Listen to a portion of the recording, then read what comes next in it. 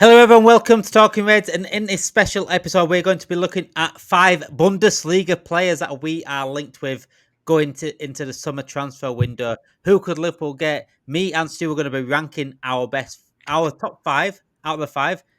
Who comes first? Who comes fifth in these 5 specific players? All in 5 different positions as well. We've done that purposefully because that's who we're linked with. That's who just naturally linked with, all 5 different positions as well. So the first one we're going to start with, we're going to talk about them all first, go through their stats. We're going to go through their what they've done this season and how it would suit Liverpool and our thoughts on them.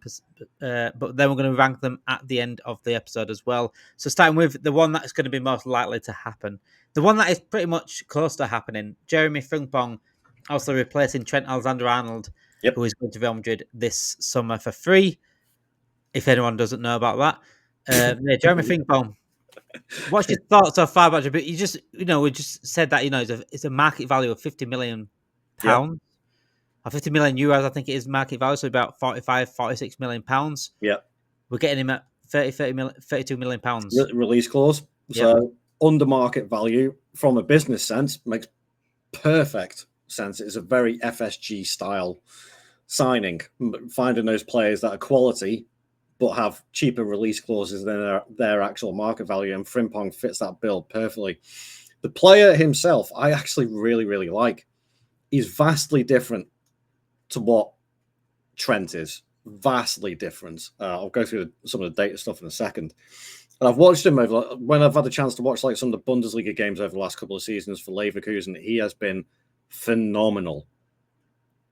He has been one of the most key players in making sure that they won the Bundesliga last season and the Pokal. And his influence on the Leverkusen side cannot be underestimated at all. Just for the fact that he is so quick, and he can dribble with it as well. Those two key things. If you're quick and you can't dribble, then it's pointless being quick. But he can do it. But he's got that winning mentality with it as well. He's won, I think it was a treble at Celtic when he was there before Leverkusen picked him up. And he's won the Bundesliga and Pokal at Leverkusen. So he's a serial winner. Plus, he's still only, 23, 24? Yeah, 25 years old, yeah. Yeah. You're bringing that mentality into the club. It's a perfect recipe. And by all accounts, from what I'm seeing online, it's going to be him and Bradley that are going to battle it out. And him and Bradley are very, very similar style players. So I think tactically you can see where Slot wants to go on that right-hand side position. Frimpong fits that perfectly. I think it's a really, really good sign. I'm really excited about it. Very much like Trent is attacking fullback, but very different to Trent. You made a very good point about that, about being different to Trent. It's both attacking fullbacks. One's a passer, one's a runner. That's a big difference. One likes to bomb down the wings, coming wide, whilst Trent recently has been coming more inside as like an extra midfielder at times. And we are getting, I think for me, a more versatile player that could play right mid as well. Obviously, Salah's going to AFCON. We mentioned that before and on streams. Salah's going to AFCON, so it's pretty much can easily go there, slot in there when he is in AFCON. But he also could actually get more better out of Salah potentially going forward. What I mean by this is Salah doesn't have that passer now. He doesn't have that long ball at the top that's going to come to it, apart from Van Dijk, but I meant from Trent from that side. Yeah. He's going to miss that massively. But what Frimpong does offer is that overlap and that constant bombing down that wing and allowing Salah to come inside. And it will give fullbacks a nightmare to defend. You can already see that tactically play out with Bradley. Like sort of when Salah sort of cuts in the middle, Bradley will go down that right-hand side past him. That's exactly what is going to be happening when Frimpong comes in. It's going to be Salah cutting in a little bit more. Frimpong's going to do the overlap. And again, not looking at Frimpong as like one of those major assist providers from crossing, because basically his stats don't back that up. 5 assists in the Bundesliga, 3 in Champions League. Yeah, looking at the polygon here, his crosses are way off what even Trent is. But what Frimpong does make up for is that he's slightly better in the duels, but it's his carrying that really, really stands out. He can hold on to the ball and use it and dribble it and get down that wing a hell of a lot more. Create space. Create space for Salah. Almost like an old school winger. Yeah. Almost like an old school winger, I'd say. And so you look at progressive carries this season, Trent is on 20.6. Frimpong, 88.7. That's a remarkable, like, sort of huge polar opposites. Yeah. It just shows you the style of player that they are. Trent has never been that. He's never been a bomber up and down. It's always been more about him sitting deep and picking the passes round left, right, and centre. Frimpong, vastly different player.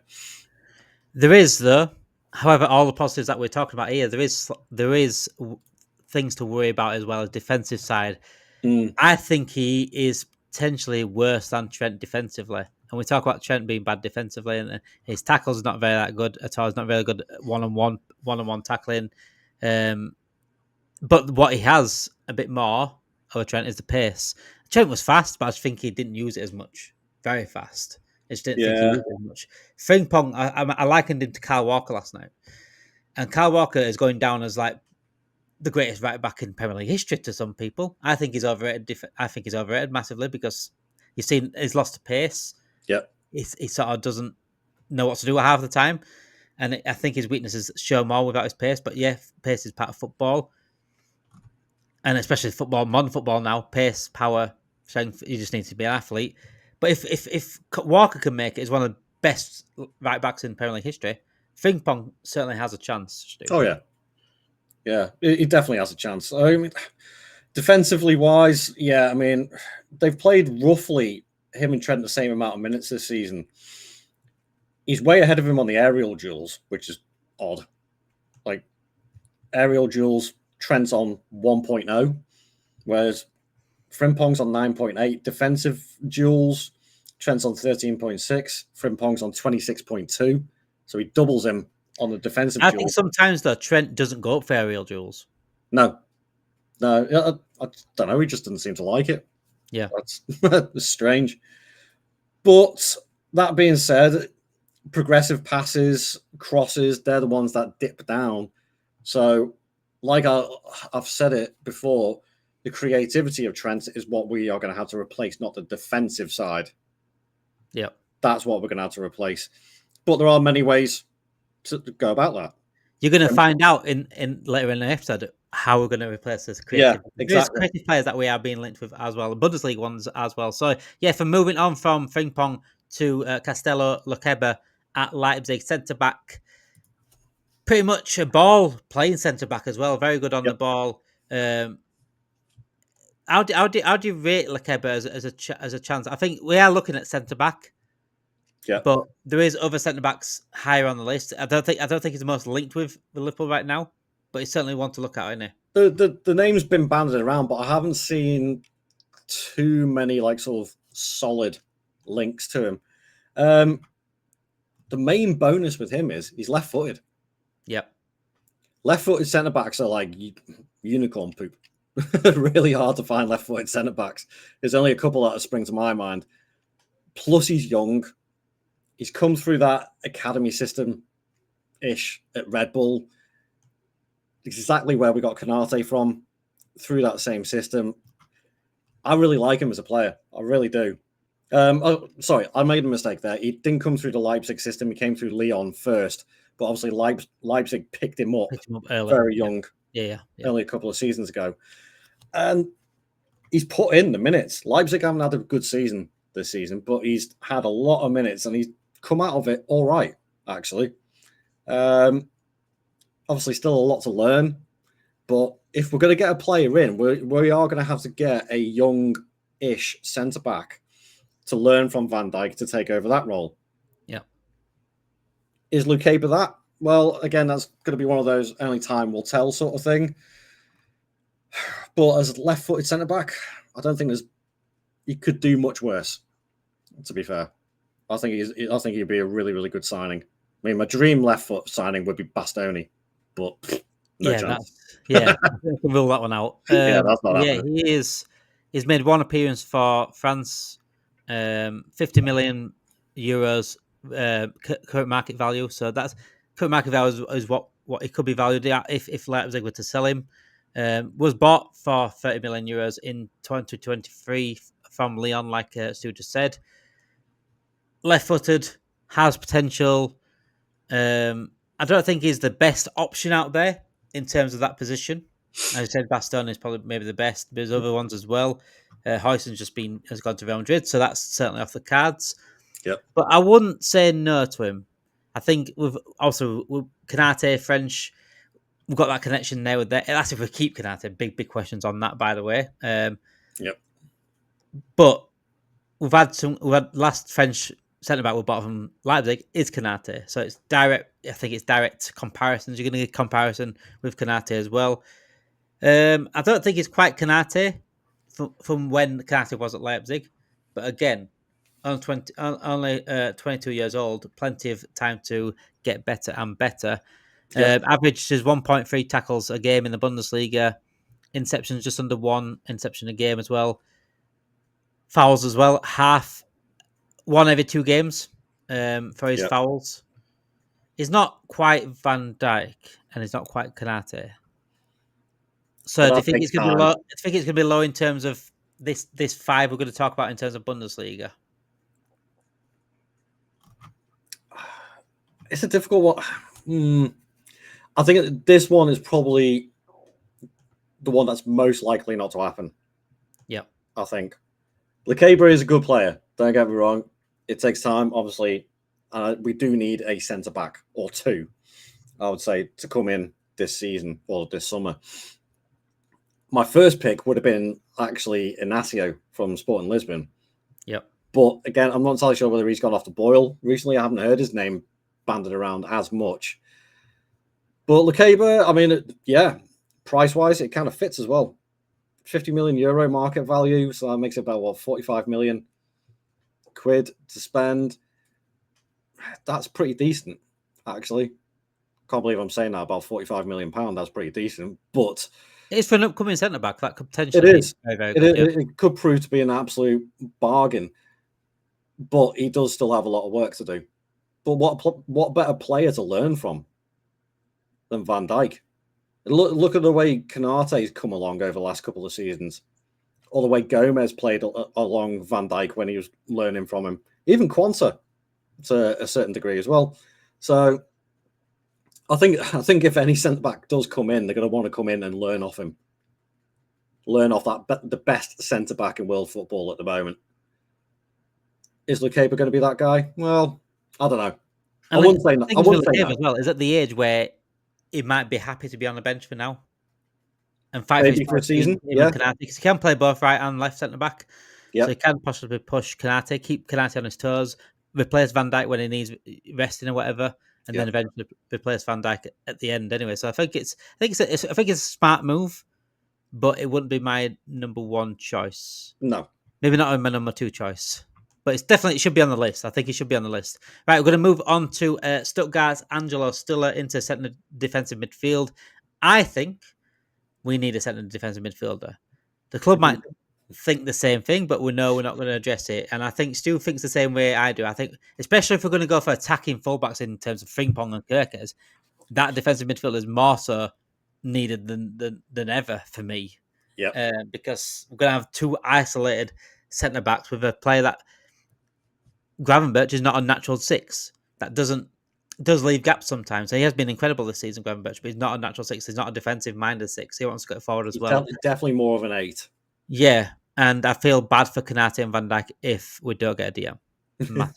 Where's our help? It's literally they're going to be left on no man's land at times. So yeah, Stiller, we're talking about Trent and replacing his passing. Stiller does that in abundance. Very, very good at passing, very, very good at through balls, very good at finding the right intricate pass as well. It keeps the ball moving. Exactly what Slot probably wants as a DM. Mm-hmm. You look at Zubimendi, still is quite similar to Zubimendi. I think he's better at passing than Zubimendi. Also likes to shoot from distance as well. So I think he's the, I won't say the perfect DM, but it's certainly there for me, as I certainly would say yes, please. Yeah, in that DM position. You said before that Gravenberch isn't like a natural DM.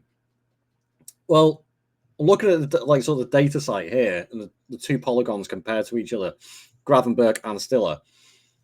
And actually, if we got both of them in a central midfield partnership, that would sew up that midfield completely. The combination and balance of it is ridiculous. But more surprisingly though, is that Gravenberch actually has better duels, defensive actions, and carrying than Stiller. So Stiller isn't on this. He's a ball carrier. Gravenberch is a ball carrier. Stiller's more of a composer. He is. He's got Stiller is ahead on forward passes, key passes, and progressive passes, which we would expect on that. He's actually lower on the defensive actions and dueling side of things. Yeah, but is actually higher on that. Yeah. So I mean, over this season they've played virtually an equal amount of minutes as well. But when you look at the progressive passes, Gravenberch 34.2, Stiller 98.6. That's a forward-thinking midfielder. That's like, right, okay, let's get the ball moving. Let's get going. That's the sort of midfielder we need. Because there has been times this season where we've all sat there watching the games going, things are a little bit too slow. Yeah, why are we going backwards again? Yeah, why are we going backwards? Where somebody like Stiller, who has the vision to look for that. And I'm not saying the likes of McAllister and Szoboszlai don't, but it gives us another alternative and a very good, proven alternative who's coming into his prime as well. I think McAllister has a different vision. McAllister has those little passes, the ones that in a 10 slot, for example, the ones that those little playmakers make in those little 10 slot. Stiller has a bit more like a Trent vision, where it's long, it's longer, it's wider, but he can see these passes that McAllister may not be able to see from back there. I think he just does it more often as well. I think McAllister, again, I think he's better going forward. His forward passing and his forward passing percentage is ridiculous. It is. Forward passes, Grav is on 69.7, Stiller's on 98.6 again.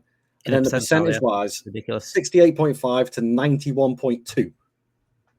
That's mental. And I'm not looking at these stats either. I'm just seeing what I see with my, what I see with my eyes. So the stats absolutely back it up what I'm seeing on the pitch with Stiller.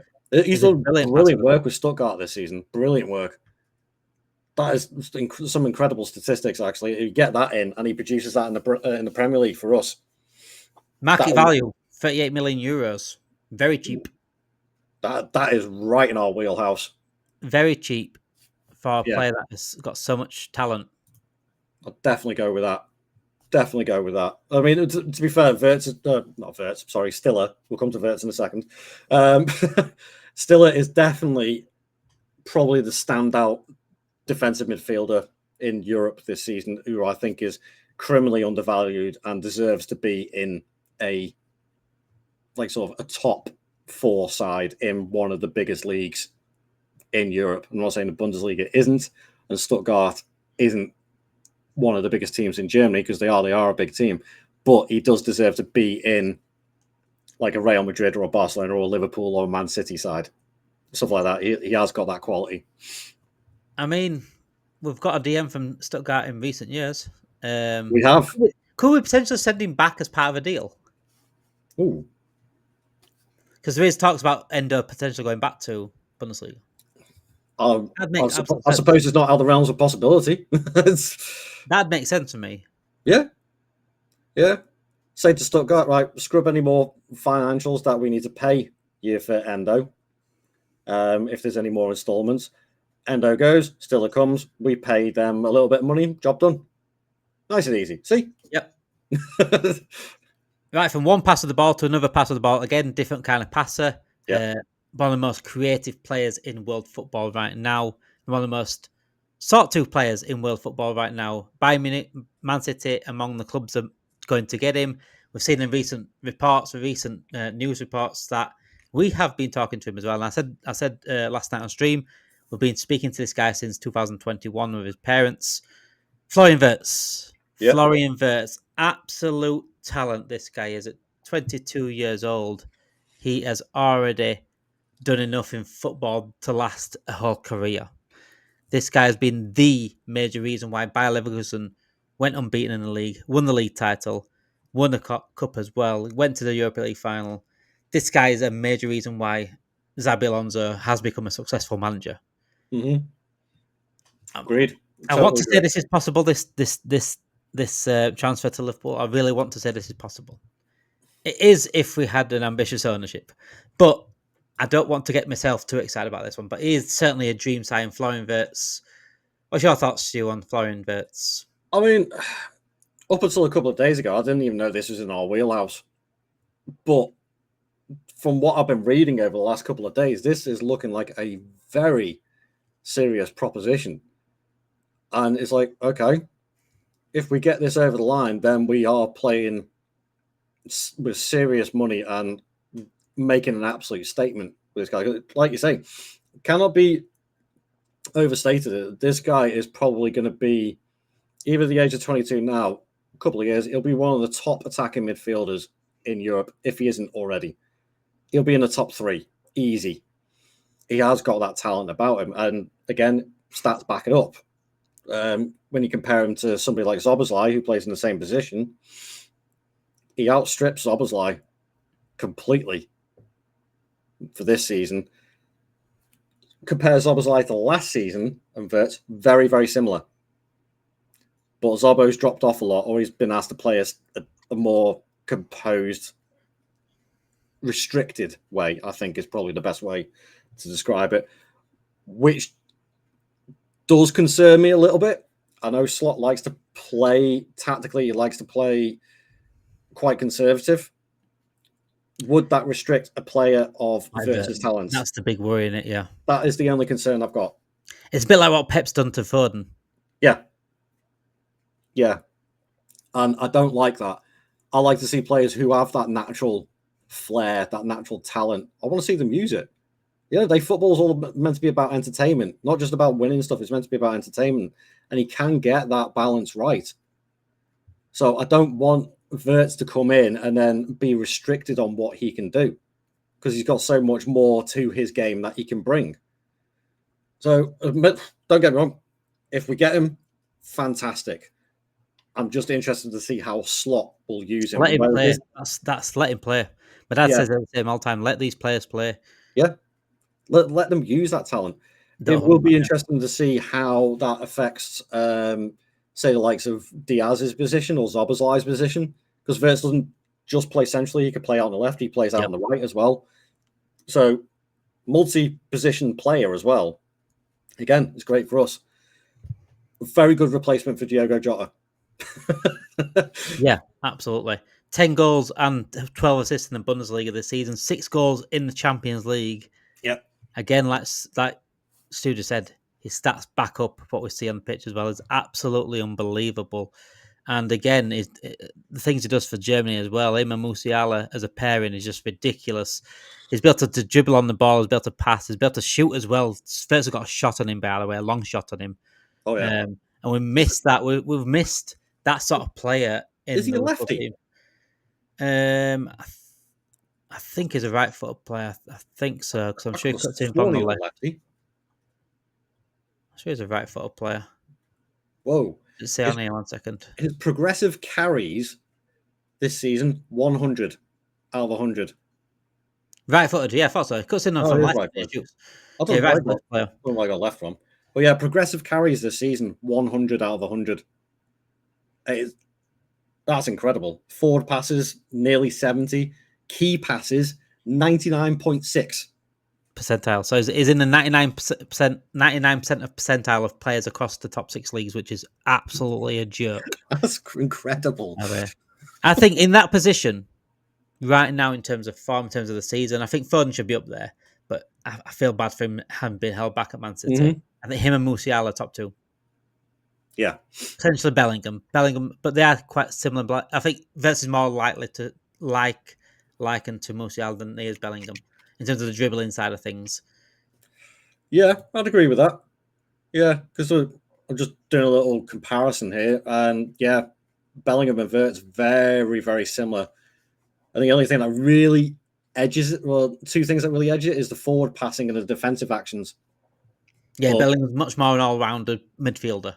Yeah. Wirtz, so he can get back as well. So yeah, Wirtz, I do not worry about him defensively, but I don't think he would get back as much as Szoboszlai. But it's nice to have those. If we need a defensive midfield in that position, Szoboszlai's the one. If we need just a go forward, Wirtz is the one.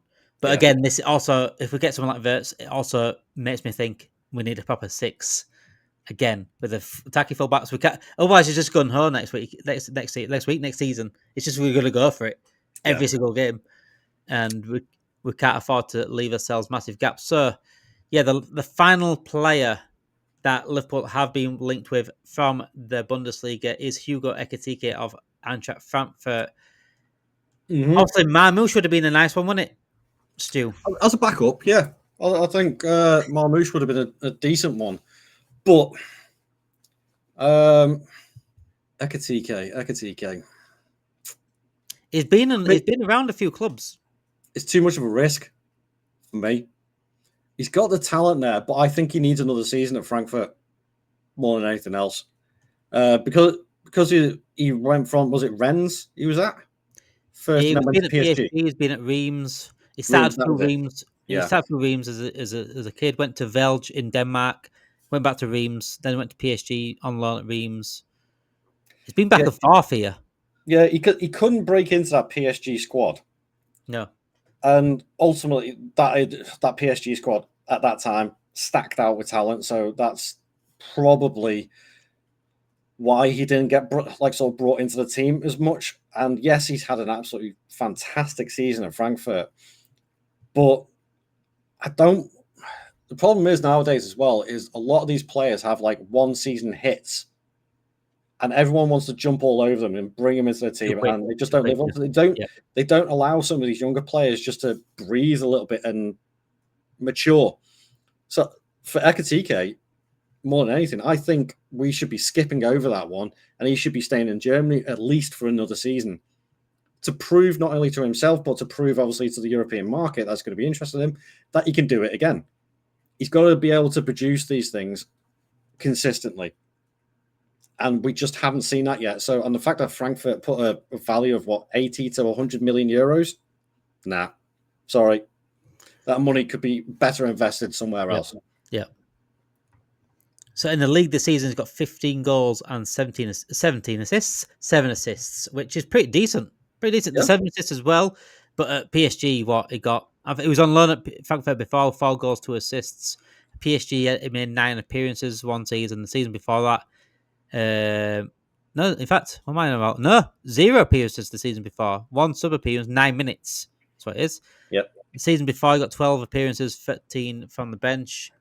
Got 3 goals, 4 assists. He's a pretty much of a link-up player. He does score goals, but he also likes to get involved a bit.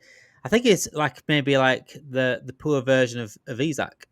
Yeah, he could reach Isak levels in a couple of seasons' time. But for me, in my mind, we need a goal scorer now. We need a proven goal scorer now. We don't need a project. We don't need a project that's going to provide the goods 2-3 seasons down the line. That can come at the end of next season.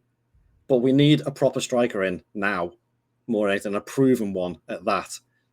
So, again, along the lines of Isak or Gyökeres, maybe, or Openda from Leipzig, Retegui from Atalanta. There's a few out there that we could look at quite easily, and Ekitike could be something we readdress maybe next summer. Only 22 years old. Only 22 years old. He's got time on his side. That's the thing. Time. That's what I mean. Like, so sometimes we want to rush in for these players, and you don't allow them the time to get the game time under the belts, and then they just end up rotting on the bench, and it messes up their careers. I said before, if we get Ekitike in, I want him to come along with someone else. I'll get rid of both Jota and Nunes and bring Ekitike in, let him gel into the team, let him gel into the squad, and play alongside, not alongside them, but push for that number 9 place with another player. Agreed. For me, at 22 years old, he's got plenty of time. He's been brilliant for fans under 21s, 5 goals in 5 games for them. I think he's got potential, but again, like I said, is it too early in his career for that? So now we're going to rank. By the way, his market value is 55 million euros. So when they're asking like 80 million pounds over about that region. I think that's what the latest reports was on Ekitike. Right, so me and Stu are going to rank now these 5 Bundesliga players in our top 5. Starting with 5th. Who do you think 5th? Who do you want the most? And who do you think the best signing would be out of these 5? So 5th place. So 5th place being the lowest priority, Ekitike, without a doubt. Ooh, see, I think Lukeba. In terms of, all right. I think Lukeba because I think we don't need a centre back as much as a striker, for example. But I think there's more better centre backs than there is strikers. Yeah. No. I could argue either one. I think both 4th and 5th is them. So Lukeba's 4th for you, and then Ekitike maybe 5th for me. Yeah. Okay, but so I could argue. You could argue either. So 3rd. Bloody hell. You see, this is tough for the top 3. So I think 3rd for me would be Wirtz at the moment. Just going on priorities wise. So number 3 would be Wirtz for me. So not just being the best one, he would probably be the best player to bring in. Talent wise, he'd be top. In terms of what we need as well. I'm doing like sort of from talent and priority at the moment. Wirtz would be number 3. I could see that. But I don't know actually. If I'm including talent as well, he's got to be. See, Frimpong. I think we need certainly the DM. I'm going to go Frimpong as 3rd. Oh. Frimpong as 3rd because we have got Bradley. I'm not saying I don't want him. I think we need all 3. Yeah. For me, I think in terms of not absolutely desperate, and if we are going to go get Frimpong, okay, because I think we need a DM massively. Yeah. So I'm going to go Frimpong as 3rd. 2nd, Frimpong for me. 2nd. And I think we're agreed on number 1. I'm going to go Wirtz. Yeah, I'm going to go Wirtz 2nd, and then number 1, Stiller. Yeah. As price he is as well. Yeah, that I think is a priority, but we will see. It's definitely it's already heating up to be an interesting summer. That's for certain. It is, and the destination to be right now for Liverpool scouts is Germany, and in the Bundesliga. So let me know your top 5 Bundesliga. Obviously, do you agree the 5 that we've picked? Is there any more Bundesliga players that you want us to be linked with? Is there anyone else that can beat the 5 that we've picked?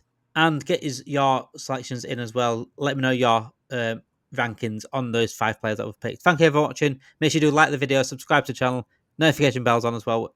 Would help us out massively. Thank you for watching. Have a great week, guys.